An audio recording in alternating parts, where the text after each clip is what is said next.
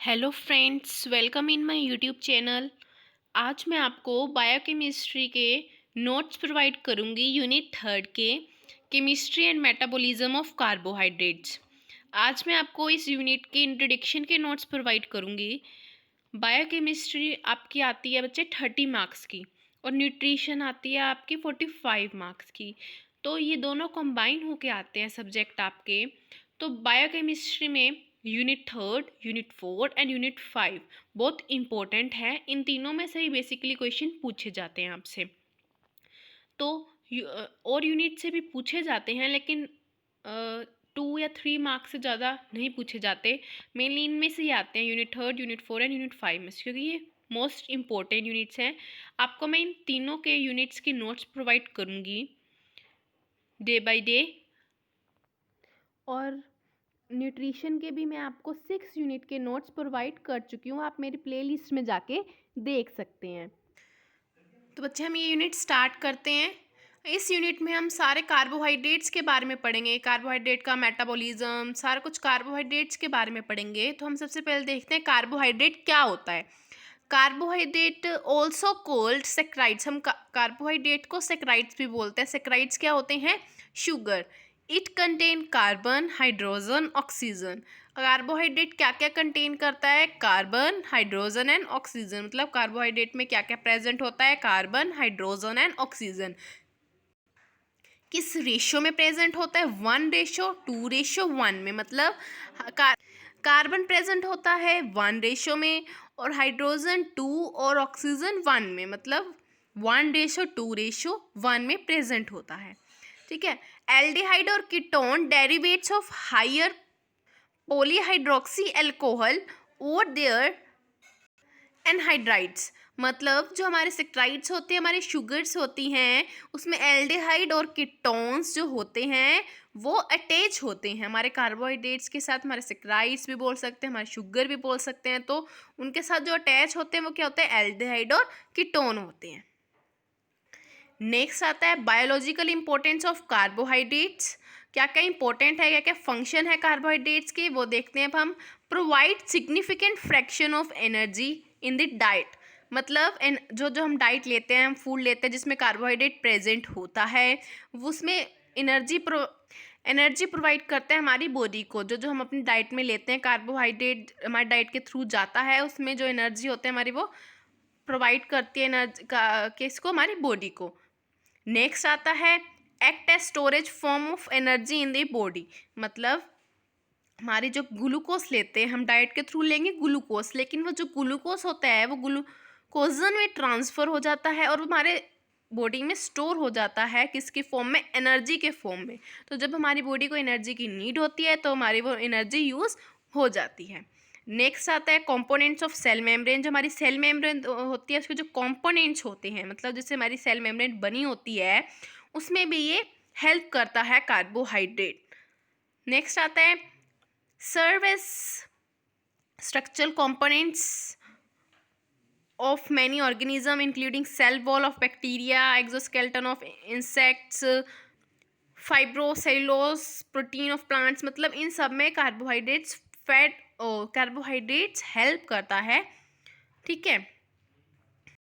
Next topic आता है classification of carbohydrates. Classification जो होती है हमारी कार्बोहाइड्रेट्स की, वो डिपेंड होती है किस पे? नंबर ऑफ मोनोमर्स पे। नंबर ऑफ मोनोमर मतलब नंबर ऑफ कार्बन यूनिट पे डिपेंड होते हैं। जितने कार्बन प्रेजेंट होंगे उसके अकॉर्डिंग हमारे क्लासिफिकेशन होती है कार्बोहाइड्रेट्स की। इसकी 3 कार्बोहाइड्रेट्स की क्लासिफाइड है कार्बोहाइड्रेट्स। फर्स्ट है monosaccharide, second disaccharide, third polysaccharide. हम अब एक एक करके पढ़ेंगे जो इसकी क्लासिफिकेशन है सबको। सबसे पहले हम पढ़ेंगे मोनोसेक्राइड। सिर्फ अभी हम बेसिक पढ़ेंगे इन तीनों की, मोनोसेक्राइड, डाइसेक्राइड, पॉलीसेक्राइड्स। फिर इसकी डिटेल में आपको एक एक करके वीडियोस में आगे अपलोड करूँगी नोट्स के साथ। ठीक है। तो ये सिर्फ इस वीडियो में आपको इंट्रोडक्शन दे रही हूँ कि कार्बोहाइड्रेट होता क्या है। तो मोनोसेक्राइड जो होती है, मोनो मतलब सिंगल शुगर के साथ, सेक्राइड मतलब शुगर। तो मोनोसेक्राइड्स हमारे किस पे डिपेंड होती है? नंबर ऑफ कार्बन पे डिपेंड होती है। अगर हमारे नंबर ऑफ कार्बन 3 है तो हम उसको बोलेंगे ट्राइएसिस, 4 है तो टेट्राइसिस, 5 है तो पेंटोसिस, 6 है तो हेक्सोसिस। तो ये हमारे नंबर ऑफ कार्बन पे डिपेंड होते हैं मोनोसेक्राइड। जो हमारे डाइसेक्राइड्स होते हैं और पॉलीसेक्राइड्स होते हैं वो किससे मिलके बनते हैं? मोनोसेक्राइड्स यूनिट से मिलके बनते हैं। लेकिन जो मोनोसेक्राइड यूनिट होती है वो नंबर ऑफ कार्बन पे डिपेंड होती है, नंबर ऑफ कार्बन से मिलके बनती है। तो मोनोसेक्राइड्स के आगे 2 सब डिवाइडेड पार्ट्स हैं। फर्स्ट है एल्डोहोसिस। ठीक है, एल्डोहोसिस क्या होता है? हमारे जो एल्डिहाइड ग्रुप होता है, आपने 12th में पढ़ा होगा, 10th में भी पढ़ते हैं ऑर्गेनिक में। एल्डिहाइड ग्रुप, कीटोन ग्रुप्स होते हैं, ऑर्गेनिक में पढ़ा होगा आपने। तो एल्डिहाइड ग्रुप होता है, मतलब CHO ग्रुप होता है जो, वो जब हमारे कार्बन एटम से अटैच हो जाता है तो हम उसको बोलते हैं एल्डहोसिस। तो इसके ये कुछ एग्जांपल्स हैं, जैसे राइबोस, ग्लूकोज, ग्लिसराइड। तो इसके कुछ एग्जांपल्स है एल्डोहोसिस के। एल्डोहोसिस होता क्या है? जब हमारा कार्बन एटम जो होता है वो एल्डिहाइड ग्रुप मतलब CHO ग्रुप से अटैच हो जाता है तो हम उसको बोल देते हैं एल्डीहोसिस। नेक्स्ट सब डिवाइडेड पार्ट आता है मोनोसेक्राइड्स का, किटनोसिस। किटनोसिस सेम है, जब हमारा कीटोन ग्रुप होता है, जो कीटोन ग्रुप कौन सा होता है? CO ग्रुप जब हमारा कार्बन एटम से, कीटोन ग्रुप जब हमारा कार्बन एटम से अटैच हो जाता है तो हम उसको बोलते हैं किटनोसिस। तो ये भी सम एग्जांपल्स है हमारे किटनोसिस के। फ्रक्टोज हो गया, राइबोलोज हो गया, इरिथ्लोज हो गया। तो ये कुछ एग्जांपल्स है हमारे किटनोसिस के। तो हमने मोनोसेक्राइड के बारे में पढ़ा। फर्स्ट पार्ट है हमारा कार्बोहाइड्रेट्स का। ठीक है, तो मोनोसेक्राइड्स किस पे डिपेंड होते हैं? नंबर ऑफ कार्बन पे। और सब डिवाइडेड पार्ट्स हैं मोनोसेक्राइड्स के, एल्डोसिस एंड किटनोसिस। एग्जाम्पल्स देखो मोनोसेक्राइड्स के, ग्लूकोज, ग्लैक्टोज, फ्रक्टोज हमारे क्या हो गए? एग्जाम्पल्स हो गए मोनोसेक्राइड्स के। नेक्स्ट पार्ट आता है, वो आता है डाइसेक्राइड। डाइसेक्राइड क्या होता है? कार्बोहाइड्रेट का हमारा सेकंड पार्ट ही क्लासिफिकेशन है डाइसेक्राइड। डाइसेक्राइड क्या होता है? डाइसेक्राइड होता है जो दो मोनोसेक्राइड्स की यूनिट से मिलके बना हो। दो मोनोसेक्राइड्स की यूनिट से मिलके बनाओ, उसको हम बोलते हैं डाइसेक्राइड्स। मोनोसेक्राइड्स की यूनिट क्या है? देखो, जैसे मोनोसेक्राइड्स की एग्जांपल ग्लूकोज, ग्लैक्टोज, फ्रक्टोज। ठीक है, तो मतलब दो यूनिट कैसे होंगी मोनोसेक्राइड्स की? ग्लूकोज मिलके बना ले, या फिर ग्लूकोज फ्रक्टोज मिलके बना ले, या फिर ग्लूकोज ग्लैक्टोज मिलके बना ले। तो ये मतलब दो मोनोसेक्राइड्स की यूनिट मिलके जब बनाती हैं तो हम इसको क्या बोलते हैं? डाइसेक्राइड। इसके दो सब डिवाइडेड पार्ट्स हैं, reducing and non reducing. Reducing का मतलब क्या होता है? जिसमें फ्री एल्डिहाइड और कीटोन ग्रुप होती हैं, फ्री CHO और CO ग्रुप होते हैं, उसको हम बोलते हैं रिड्यूसिंग। जैसे माल्टोस हो गया, लैक्टोस हो गया, आइसोमाल्टोस हो गया। तो माल्टोस कैसे होता है? ग्लूकोज प्लस ग्लूकोज से बनता है, मतलब ग्लूकोज एक मोनोसेक्राइड यूनिट है। ये भी दो यूनिट, मतलब ग्लूकोज दो यूनिट होगी ना मोनोसेक्राइड की। तो जब मिलके बनता है तो हम उसको क्या बोलते हैं? डाइसेक्राइड बोलते हैं। जैसे लैक्टोस हो गया, लैक्टोस कैसे बनता है? ग्लूकोज प्लस लैक्टोस से। तो दो यूनिट होगी ना, एक यूनिट होगी मोनोसेक्राइड ग्लूकोज, दूसरी होगी ग्लैक्टोस। ठीक है, नेक्स्ट सब डिवाइडेड पार्ट आता है डाइसेक्राइड्स का, वो आता है नॉन रिड्यूसिंग। नॉन रिड्यूसिंग मतलब जिसमें does not have free aldehyde and ketone group. जैसे सुक्रोज हो गया, सुक्रोज हमारा किससे बनता है? ग्लूकोज और फ्रक्टोज से। ठीक है, तो हमने सेकंड क्लासिफिकेशन पढ़ी डाइसेक्राइड, फर्स्ट भी पढ़ ली मोनोसेक्राइड। अब हम पढ़ेंगे थर्ड क्लासिफिकेशन। थर्ड क्लासिफिकेशन क्या होते हैं? पॉलीसेक्राइड्स। पोली मतलब मैनी, पोली मतलब 20 से ज़्यादा। जब जो हमारी यूनिट्स होती हैं, मोनोसेक्राइड यूनिट्स होती हैं, वो मिलके बनाती हैं तो हम उसको बोलते हैं पॉलीसेक्राइड्स। पॉलीसेक्राइड्स सब डिवाइडेड हैं दो पार्ट्स में, दैट इज होमोपॉलीसेक्राइड्स एंड हेट्रोपॉलीसेक्राइड्स। ठीक है, होमो का मतलब क्या होता है? सेम। होमो का मतलब क्या होता है? सेम।